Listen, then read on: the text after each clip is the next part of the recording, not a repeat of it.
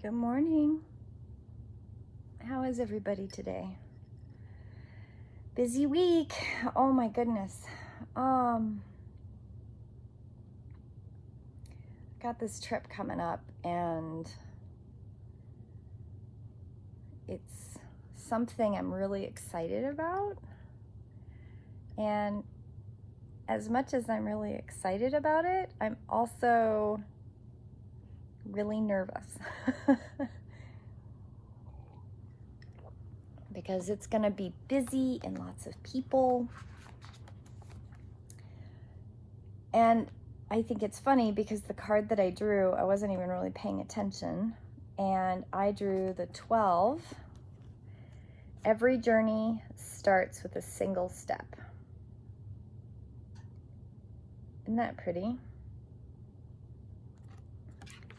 But this card is more about an internal journey. And if it says here, if you're considering a trip somewhere, this oracle comes as a confirmation the journey will be life-changing. It's also a confirmation that it is a wise choice and new life will come from it. It also says that it's the small steps right now that are important and are actually far more powerful and constructive than you realize. Sometimes we are gaining ground, but the effect is not immediately obvious. It doesn't mean that nothing is happening. It simply means the effects of your actions are cumulative. And so soon they will begin to overflow into the physical world with a positive impact that may surprise you. This is about keeping going. If you've been doing a lot of inner work and frustrated or concerned that you're not seeing results translate to the physical world, keep the faith. The physical manifestation of your inner work is coming. Remember that we all have inner resources and remember that you have all the resources you need and then some. There you go. Your inner and outer journeys are blessed with positive energy, and all you need to do is keep going. And this is the prayer she puts with it, which I like this one. Of my own free will, I now choose to surrender fear and doubt about my ability to succeed. I believe in myself. I trust in myself. I have faith in the unfolding journeys of my life, both internally and externally out into the world. Even in the face of unknown, I know that positive energy surrounds me, that I am protected. Through unconditional love, I am supported and assisted to take each step as it needs to be so that my great creative life journey can be all that it can be. Excuse me. Wow, that was a visceral response to that one, wasn't it? Of my own free will, I choose to surrender my fear and doubt about my ability to succeed. I believe in myself. I trust in myself. I have faith in the unfolding journeys of my life, both internally and externally out into the world. Even in the face of the unknown, I know the positive energy surrounds me and I am protected. Through unconditional love, I am supported and assisted to take each step as it needs to be so that my great creative life journey can be all that it can be. Blessed be. Oh, that's beautiful. I think the key piece right there that makes me want to cough each time. Two things. I choose to surrender my fear and doubt and my ability to succeed. And I am supported and assisted to take each step as it needs to be so that my great creative life journey can be all that it can be. And then I cough, right? So one of the things that I've been learning about my journey, and the thing is that I've known it for a long time, but knowing it and somatically healing it in the body are two very different things. And the first step of the journey is knowing. And the second step is processing. And the third step is allowing your body to let go of whatever that trauma is. And I've had asthma since I was a little kiddo, right? But most of the time, I don't have asthma, as in the sense that it's under control or it doesn't bother me, or however however the science wants to look at it, right? So I have asthma. Most of the time when my asthma is triggered, it has to do with a physiological trigger to a trauma. And I know that. And I've been working so hard at the layering of this stuff, because my physical organism, the body that I reside in, needs to last a little bit longer, right? I got stuff to do. So to do that, I really need to work on healing the physical and the energetic connection to the physical.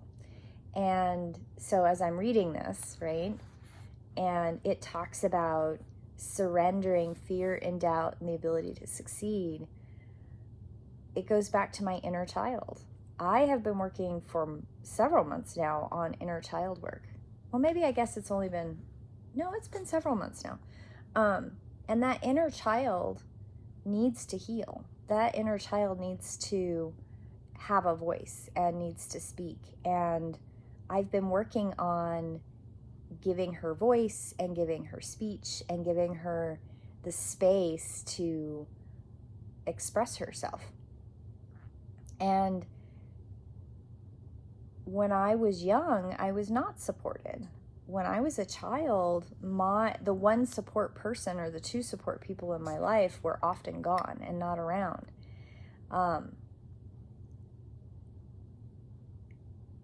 And the person that should have supported and cared for me could not get there, either psychologically or emotionally. And then there was abuse. So when I'm working through surrendering fear and doubt and my abilities to succeed, in that same breath, I also have to accept that I am in a different place now and I am supported, and I do have not just my guides supporting me and helping me live in this physical manifestation, and my guides helping me work on my blueprint and doing the things that I came here to do, but I also have to work on trusting the acceptance of the physical people that are around me that are here to support me. And that's a big deal.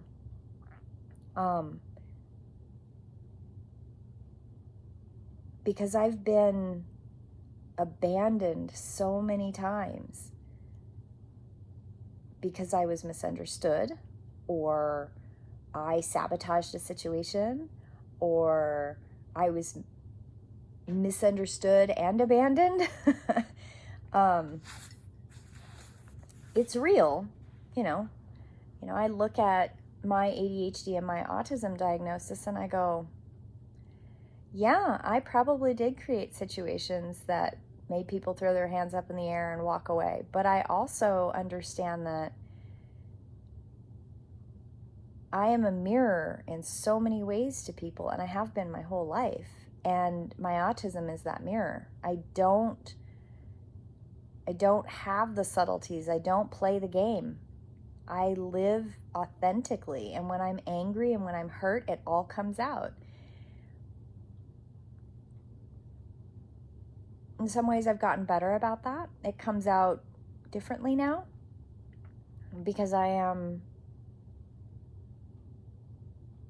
in a place that I can safely process things in a better way. And that's all part of the journey. It's all part of the journey. So I think that this card is really important for anyone to understand that every journey does begin with a single step.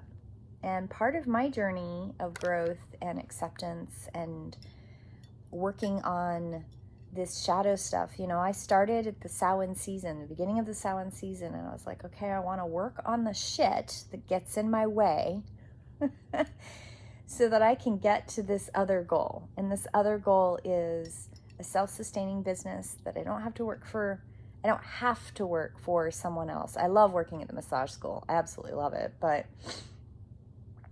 that's something I choose because in the long term, I know that community building is part of my goals, part of my joy, part of sharing and connecting. And the shadow stuff gets in my way. I need to work through the gauntlet of all those emotions and all of those fears and all of those things that I do to self-sabotage. Procrastination with ADHD is a real thing. Like, I am in the midst of a procrastinating whirlwind of, I don't know what the hell's going on. And I know that once I kind of am able to pull myself up by the bootstraps, because that kind of feels like what you do with procrastination sometimes, is that you put it off. I mean, intellectually and psychologically, they say, well, procrastination with ADHD is because you're putting it off to get the dopamine hit to do it at the last minute. I can see that, but the other part of what happens is there's also this anxiety that comes with feeling paralyzed and unable to work on something. Because that paralyzed and unable to work with something, your brain is actually, or my brain is actually still going through the steps of how to do A, B, C, and D. And if I get trapped in not having certainty of how to get to A, B, C, and D, or not having the time, like the autism part of myself needs a chunk of time. And if I try to cram too much in a short amount of time, I get overwhelmed. Or if I don't finish it, then I feel like I can't pick it up again. So there's layering in with this neurodiversity mixed in with this also feeling that I've been working really hard at creating content for YouTube and creating content for my Patreon and getting classes ready and preparing content for classes and scheduling and space and learning this whole new vocabulary about the body that serves the long-term purpose. That's a lot of stuff. And all that stuff is on top of working on the shadow stuff so that I can work through and work through the gauntlet of the emotional things that are holding me back so that I can move forward. But I will say that my guides are just tickling me. I giggled last night as I was going to bed. I had a hard time going to sleep because I kept thinking, you guys are riots. And time truly has her own timeline. Your blueprint, sometimes some people's blueprint is very much dependent on the universe and time and getting things to happen at the right time in the right place. And I got a call finally from a support service that I connected with last summer that nothing really kind of happened with that. It wasn't the right time, and we're moving into the end of Samhain season, and Imbolc is coming, and Imbolc is new beginnings. And sure enough, I got a call from them, and I'm off the wait list, and now I can get support services. And those support services are wrapped around supporting my neurodivergence so that I can be successful. And some of those services are wrapped around business services. Like, I can actually maybe now get some help. And I'm blown away by that timing. But every step, every journey begins with the first step. And I have been building, she talks about it in this section about, things that you started that you felt like, nothing's getting traction. But things are moving, and they are moving. Like the whole body stuff, the body of 9 stuff, that was left field for me. I'd been getting validation for 3 or 4 weeks up into that. And then I stumbled into that, that connection. And then it's validation. And there's a lot of like feeling like I'm treading water in some ways, but there is still a lot of validation. Every day I get that one more validation I need. And now the support services are coming into play, and I'm going on this trip to Ogden to the Energy Healers Conference, and I've wanted to go to some of these conferences desperately in the past, but it's always been one of those odd things where what am I going to do at one of these events? Like sit at a booth and do tarot readings? Ugh, I've done that before. Not fun. First off, I don't really need the tarot cards for readings, so I can just sit there and be psychic read, but most people feel like they need a tool between you and the psychic because they get scared. Fear is a big thing, and it paralyzes people. And two, there's so much more to people's blueprint and so much more that I can offer people and teach. And I think Body of Nine is going to give me the vocabulary and the tools to help other people make that connection and not be so scary. I'm not really scary. I'm just little old me. But for some reason, that's what happens sometimes. And I think one of my psychic friends put it quite pointedly. He goes, it's because you're here to do a job, Red. You're a teacher. And people are so traumatized by the educational system of their lives that they think a teacher is scary, and a teacher requires work. And the teacher isn't the one that requires work. You yourself in your blueprint created the format for what you wanted to learn. I'm just here to kind of remind you who you are and get you going in the right direction and to support you in that journey. And he's right. I'm not scary, but people's perception of what teachers are is scary, and I need to change that. And I'm working on that. One day at a time, I'm working on that. So every journey, one step at a time. And I think that's the big thing that today's daily devotional for anyone is very much the release of, is in the prayer. It's choosing to surrender your fear and your doubt and your abilities to succeed. You can succeed. Pick a direction, make a choice, and go for it. I think that there's been a trend here with the last couple daily devotions about when you're in a good place and you're grounded and you're centered and you're like, I want to change, I want a thing, I want to go for it. You go for it. It's the gauntlet that people get overwhelmed by, the gauntlet of the part of the journey that's the obstacle. Whatever the obstacle is, whether that be your emotions or, my pet peeve is the thing where people are like, well, if it doesn't make you joyful, then don't do it. Well, you can't. Not everything in life is going to be sunshine and rainbows and fairies. I mean, fairies are kind of awesome, but it's not all that. You have to work through the karmic stuff, whatever that stuff is. You have to work through it to heal it. And you have to realize that through unconditional love, you are supported and assisted to take each step as it needs to be so that your great creative life journey can be all that it can be. You have to work through the gauntlet to get where you're going. Every journey's got a gauntlet. I think of a train ride. Like I got to go on a train ride. I've always loved trains. I don't know why I love trains, but I've loved trains since I was a little kid. I went on a trip to Chicago on a train as a child, and I don't have very many memories of it, but I vaguely remember sitting in a window seat and watching things go by and being fascinated. And then I know I rode a train another time in my life. I think it was like in junior high or something. And it was one of those trains from, I think, the 19th century, somewhere right around there. And they had to have been 19th century. Wouldn't have been 18th century. And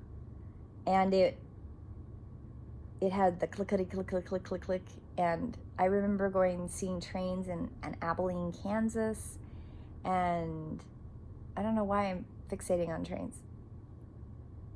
Anyway, trains. So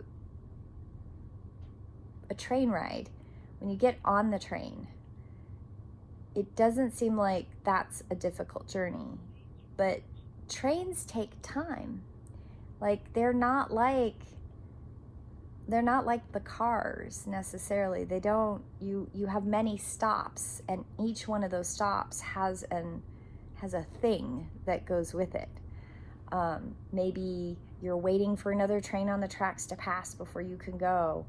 I was thinking about recently, I had kind of done some research about the train ride from Montana to Seattle, and you'd have to go all the way to Havre, which is a 6-hour drive for me, to then get on a train to take a train ride that's, a full day to get somewhere, or more than that. And those are obstacles. Time is the obstacle with trains. The journey is it forces you to slow down, is where I'm going with it. And sometimes the journey that you choose, or the goal that you have, requires time, and it requires you to slow down, and sometimes it requires you to speed up, and sometimes it reflects back at you your emotions and makes you deal with those things. There's a lot of people that are stuck in that karmic wheel and they can't get out of it. And those of us that have been aware of that for a very long time, part of our message to everyone else is to help them understand that you don't have to be stuck in the karmic wheel. You do have to work through things, but you don't have to be stuck there. And you can work through it. But that means you have to work through it. You go through it. You don't go around it. You go through it. Anyway, I hope you all have a beautiful day. I just heard the train go by, so it's a little later than I thought it was. And I need to get moving. Got stuff to do. Got this trip to plan. Got clients to see. Woohoo! I got a lot of video editing. Have a beautiful day, my friends, and I'll see you in prayer. Blessed be.